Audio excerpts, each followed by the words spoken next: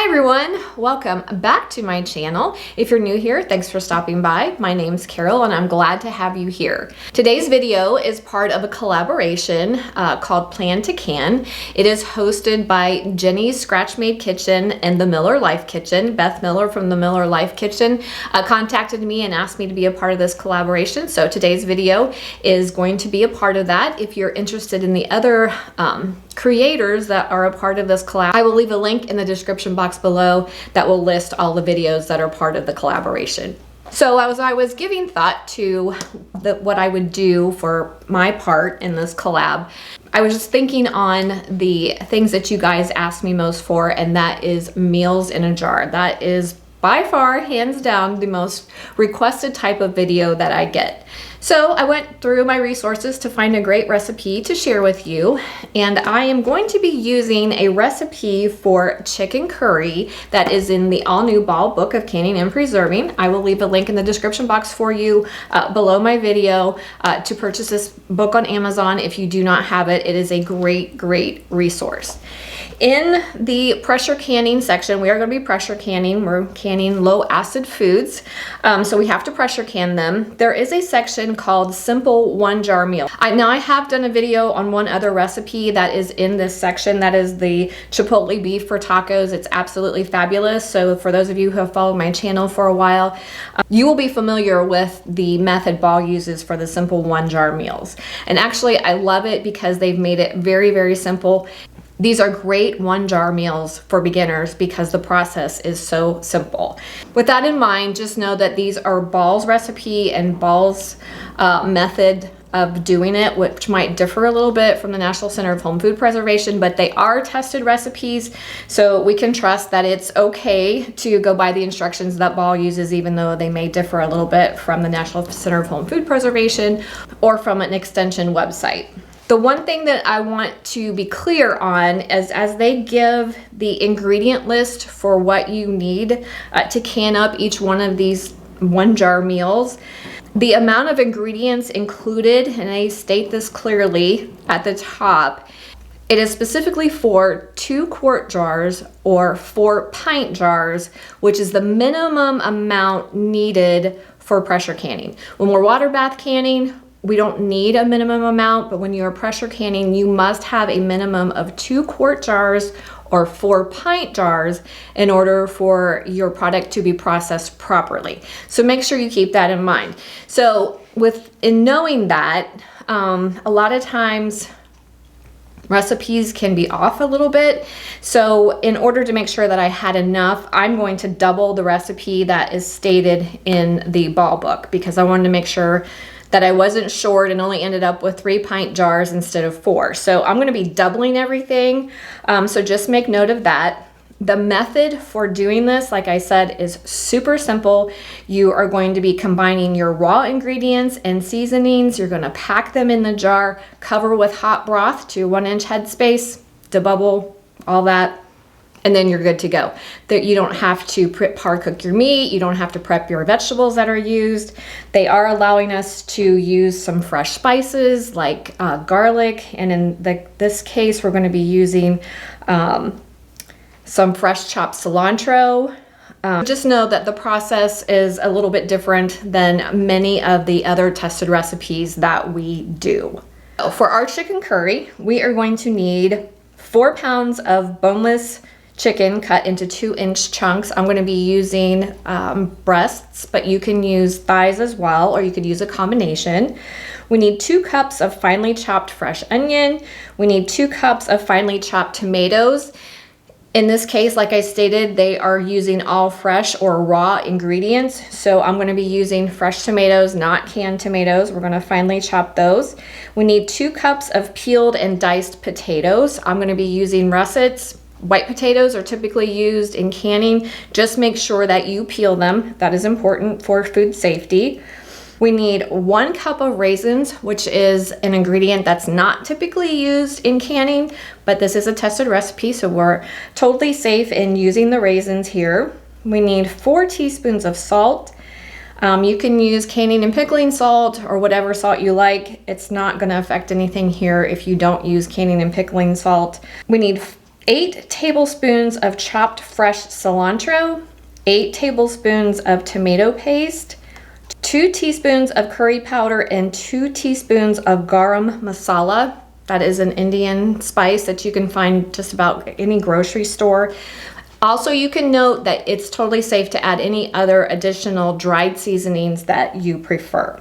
The other thing you're going to need is chicken stock. I'm going to be using reconstituted Better Than bouillon. You guys, if you follow my channel very long, know that I love to use that, but you can use stock that you buy at the store or stock you've made yourself, whatever you prefer. So I'm going to bring you in close and we're going to get started. Okay guys, we are ready to assemble all of our ingredients, and this is one of the reasons why I love these the simple one jar meals by Ball, because it's so simple to put together. So I have my chicken. I've trimmed my chicken breasts from any extra fat and anything gristly that I didn't want in there, and I chunked it into 1 to 2 inch cubes like they instructed. To that, we are going to add 2 cups of diced onion, 2 cups of diced tomatoes. I used Roma tomatoes for this. I did slightly seed them. I did not skin them. Again, this method, Ball is just using raw, fresh ingredients, so there was no need to remove the skins. I guess you could if you wanted to, but I did not. That was not part of the instructions. 2 cups of diced tomatoes, or diced potatoes, I'm sorry. 2 cups of diced potatoes, 1 cup of raisins. I'm going to give that a stir before I add my other seasonings. All right, then to that we are going to add 2 teaspoons of salt.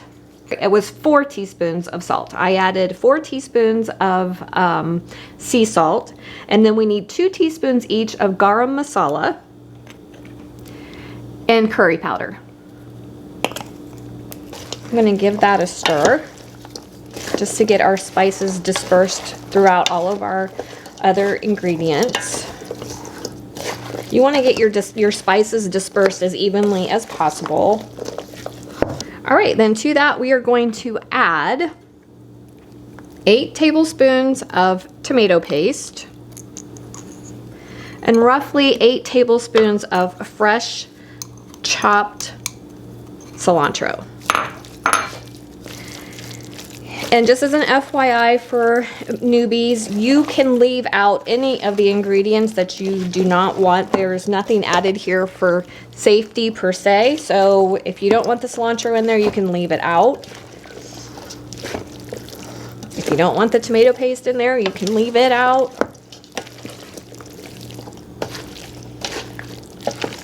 So the trick here is to just as evenly as possible combine all of these ingredients. Okay guys, we are ready to fill our jars. Per modern canning guidelines, we do not need to pre-sterilize jars or lids if we're processing for longer than 10 minutes, and we obviously are. But we do need to start with hot jars. So I did wash my jars, I set them aside, and I'm keeping them hot in my pressure canner. I have 3 inches of near simmering water in my pressure canner ready to go, and that's where I had my jars, keeping them hot. So Ball's instructions are to fill our jars one at a time with all of the raw ingredients that we put together. We're going to fill them to 1 inch headspace. All right, and then I pack mine fairly tightly to the 1 inch headspace. Then we are going to take our hot stock and we're going to add that to our jars, maintaining our 1 inch headspace. And Ball does note that it may only take a few tablespoons of stock to fill your jar.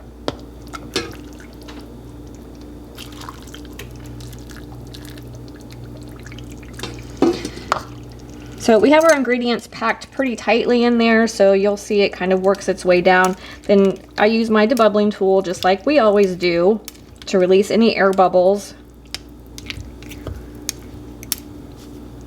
And then the trick here is to make sure you disperse your stock throughout your jar enough that everything is covered. All of your ingredients at the top are covered with liquid. I released my air bubbles here.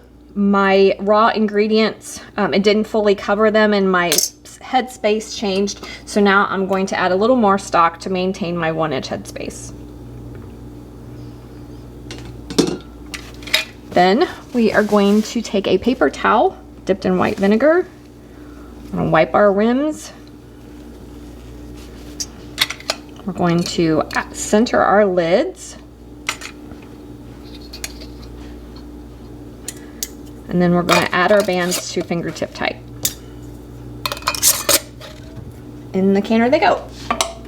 And then I'm just going to show you again how I filled my jars, just so we're clear, because you want those ingredients packed in there fairly tightly.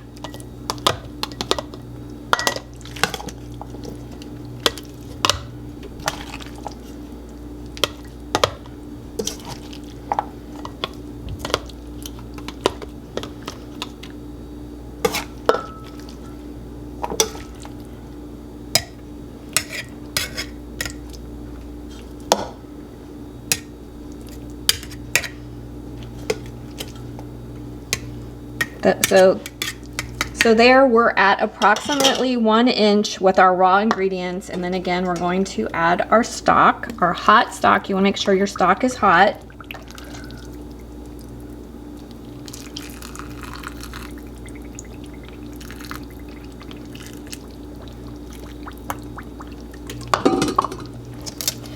Take your debubbling tool, release your air bubbles, and it will disperse your stock for you throughout your other ingredients since it was packed fairly tightly.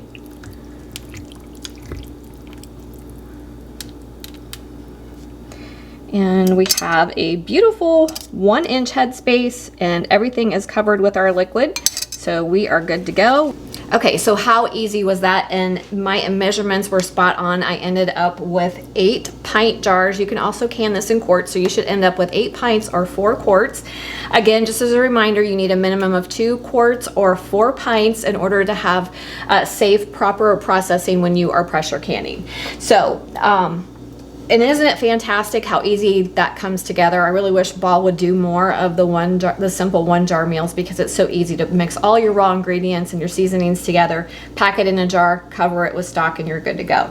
So now I'm going to take a couple of tablespoons of my white vinegar. I'm going to put that in my canning water. That just helps to keep mineral deposits that are in our water from collecting on our jars and making them look cloudy on the outside. I like to do that. Some people don't like to do that, but I do. It only takes a tablespoon or 2. We are going to go ahead and add our lid. If you are using the All-American canner, you want the arrow to line up with the notch. And then you tighten down your lid with your thumb screws, doing 2 at a time, opposites. If you're using a different canner than I am, make sure you follow the manufacturer's instructions for putting your lid on properly. I have my heat on high. We are going to bring it up to temperatures and we're going to let our steam vent for 10 minutes. That means we're going to see or feel a steady stream of steam coming out of our steam vent, and you want to let that happen for 10 minutes and then we can put our weight on. Okay guys, once you have allowed your canner to vent for 10 minutes, and like I said, you want a steady stream of steam to be coming out from your steam vent for 10 minutes, we're ready to add our weight if you're using a weighted gauge canner. So we are ready to add our weight. I'm under 1,000 feet, so I'm going to be processing at 10 psi. I have the 10 on my weight. That's what I'm going to put on my vent. If you are using a dial gauge canner, you're going to be processing at 11 psi. Make sure you know your altitude and make whatever adjustments you need to make according to where your altitude is where you live. Once my weight starts rocking, I am going to start my processing time. If you are canning in pints like I am, you're going to process for 75 minutes. If you're processing in quarts, your processing time is going to be 90 minutes. You also make note that you want to adjust your heat just to maintain the rocking. For the All-American canner is 1 to 3 times a minute. Make sure you follow the manufacturer's instructions for the rocking for whatever canner you are used. We're going to process for the appropriate time and then I'll bring you back. Okay, for those of you who are new, I just wanted to give you an example of how your weighted gauge canner should rock. So you heard it rock. It should stop like it is now. There should be a pause, and then within a minute it should rock again. Between 1 and 3 times a minute is what you're looking for.